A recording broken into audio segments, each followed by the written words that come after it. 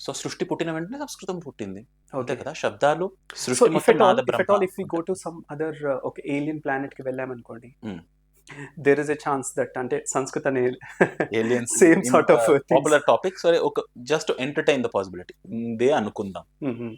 నేను చూడలేదు. హ్మ్. వైజ్ఞానికులు ఏవో కొంతమంది దాంట్లో వేరే వేరే ఒపీనియన్స్ ఉన్నాయి. ఉందే అనుకుందాం. వాళ్ళ భాష ఎలా ఉంటుంది అన్నది వాళ్ళ సమాజం, వాళ్ళ చుట్టుపక్కల పరిస్థితులు, వాళ్ళ ఆహార వ్యవహారాలు, వాళ్ళ చుట్టుపక్కల ఉన్న వాతావరణం, ఇవన్నీ ఒక సమాజం యొక్క భాషని, కమ్యూనికేటింగ్ మెథడ్‌ని డిసైడ్ చేస్తాయి.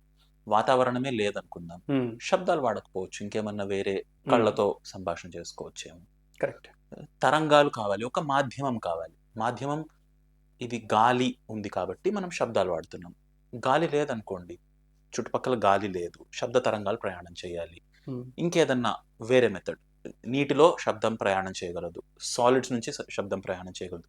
వాక్యూమ్ ఉంటే వెళ్ళదు. వెళ్ళదు. హ్మ్. సో ఒకవేళ వాళ్ళ ఇప్పుడు ఒకవేళ గ్రహాంతర వాసులు అలా ఏలియన్స్ అనే ఉన్నారు అనుకుంటే ఇవన్నీ డిసైడ్ చేస్తాయి వాళ్ళ భాష ఎలా ఉంటుంది అని. హ్మ్. ఇవన్నీ ఈ ఫ్యాక్టర్స్ వాళ్ళ తిండి, ఎలా వాళ్ళ నాలుకలో, వాళ్ళ మాధ్యమాలో నాలుక ఉండదో కరెక్ట్. లేదో హ్మ్. ఇవన్నీ డిసైడ్ చేయగా దానికన్నా మోస్ట్ ఇంపార్టెంట్ ఫ్యాక్టర్ ఇస్ వాళ్ళ గ్రహణశీలత, వాళ్ళ పర్సెప్షన్. హ్మ్. హ్మ్.